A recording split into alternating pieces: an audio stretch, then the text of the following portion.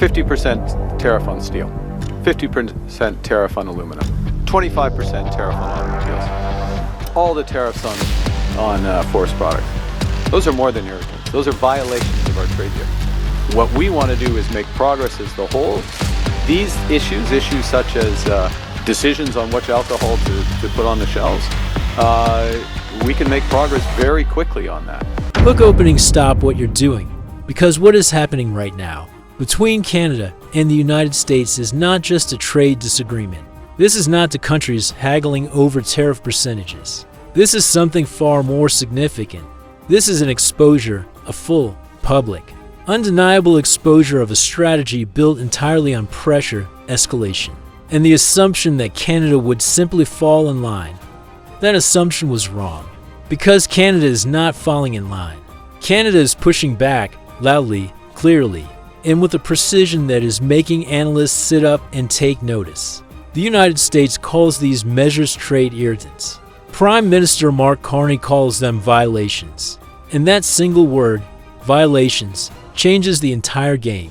Because irritants get smoothed over in quiet rooms, violations get confronted on the world stage. And right now, Canada has chosen the world stage. In this video, we are going to break down exactly how Mark Carney dismantled the American narrative, why economists and trade analysts are backing his position, and what this dramatic shift means for the future of Canada-US relations under Donald Trump. This is a story about leverage, accountability, and a country that has finally decided enough is enough if you want sharp, fact-driven analysis on the biggest moments shaping Canada's future. Subscribe to Canada Today right now. Let's get into it. Carney's original quote, greater than, look, you know what's an irritant?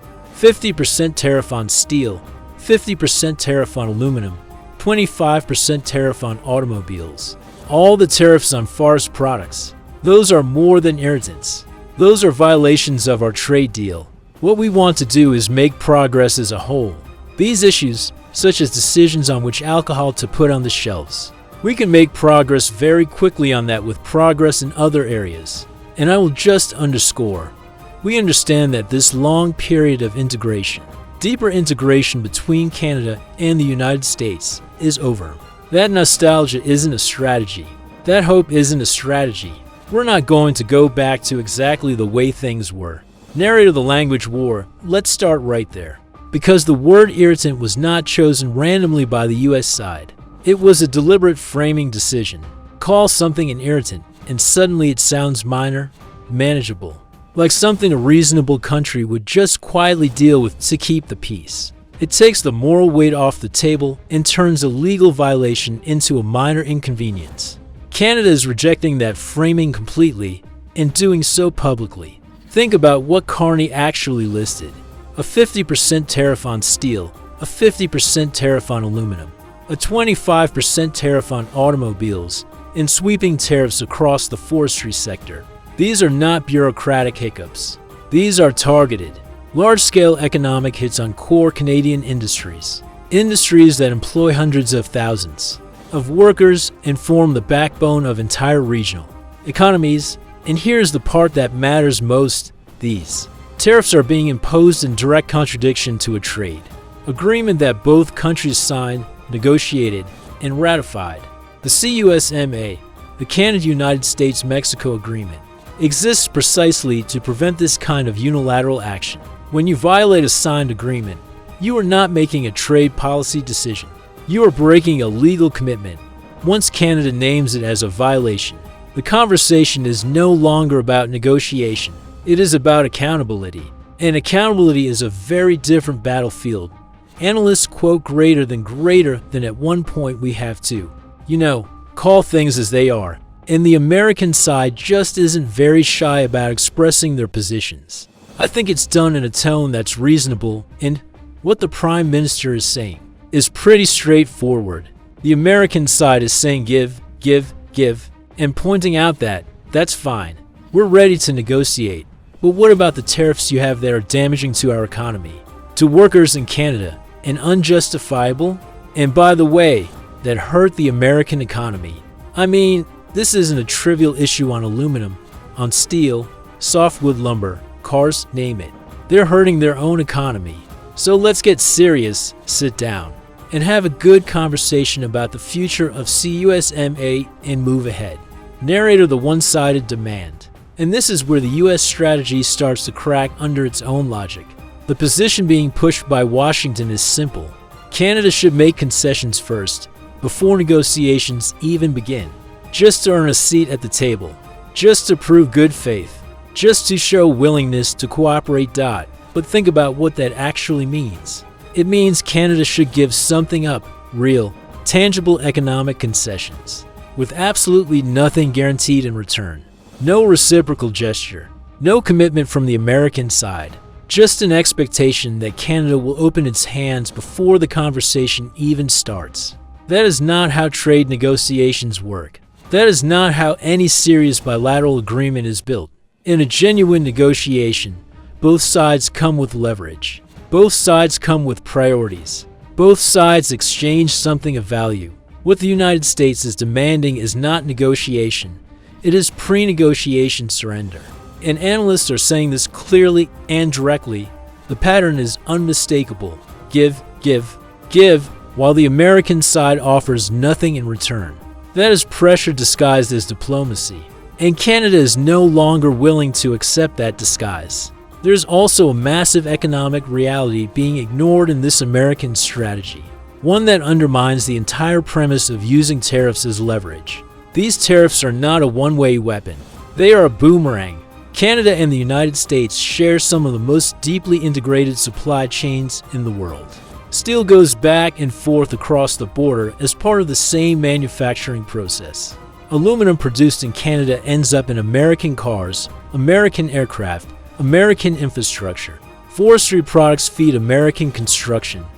When you slap a 50% tariff on that flow, you are not just hitting Canadian producers. You are raising costs for American manufacturers. You are creating instability in supply chains that American businesses depend on.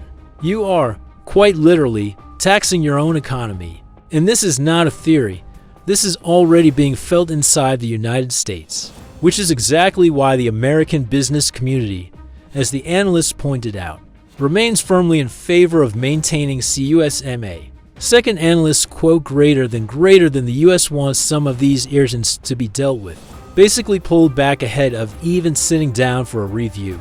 Do you think Canada would make concessions just to get to that spot at the table? We're not in a position to make concessions. We played in this movie before. We have responded to Americans on the Digital Act. We withdrew our own counter tariffs out there. And by the way, the counter tariffs, to be very clear, we were very much aware that they were even harmful to our own economy. And so, initially we thought this is something that would be helpful.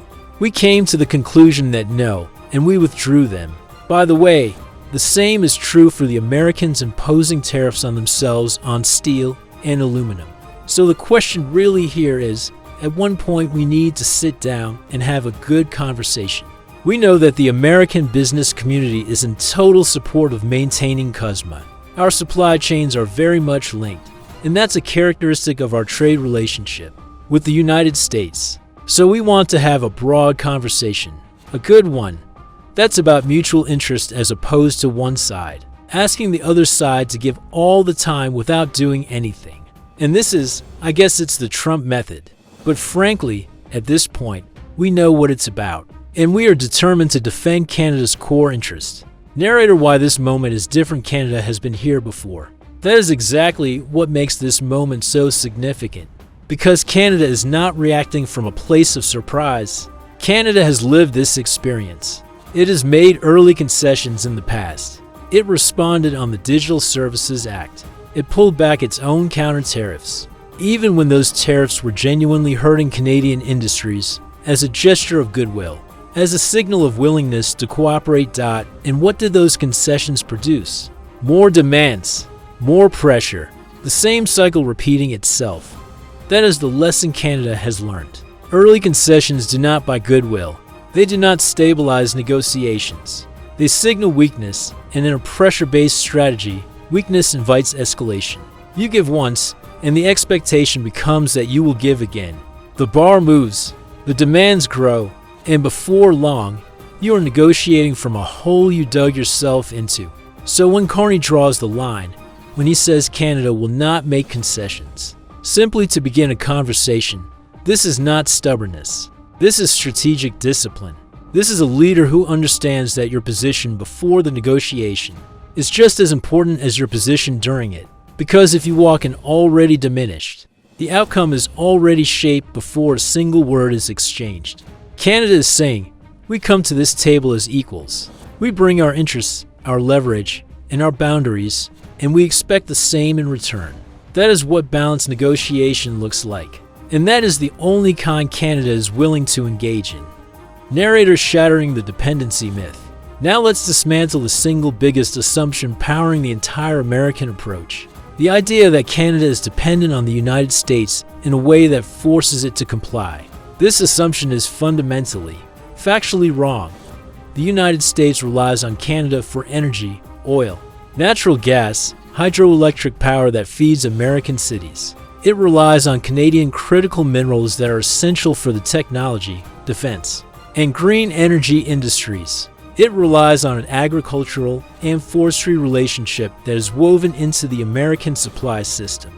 At every level, these are not small conveniences. These are structural dependencies that cannot be replaced quickly, cheaply, or easily.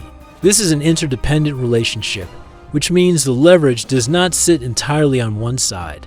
In the moment Canada makes that reality visible, the whole foundation of one-sided pressure begins to collapse. Closing, the reset here is what we are really watching unfold. This is not just a trade dispute. This is a complete reset of how Canada engages with its most powerful neighbor. Canada is done absorbing pressure quietly, done making concessions in hope of reciprocity, done operating within a framework designed to keep it on the defensive. Canada is calling violations what they are. Canada is rejecting demands that come dressed up as negotiations.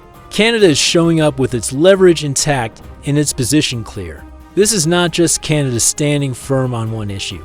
This is Canada rewriting the rules of how this relationship works on its own terms. From a position of strength, with its eyes wide open, the era of quiet compliance is over, and the world is watching what comes next. Subscribe to Canada Today for daily in-depth analysis on the moments defining Canada's future. We break it down so you stay ahead.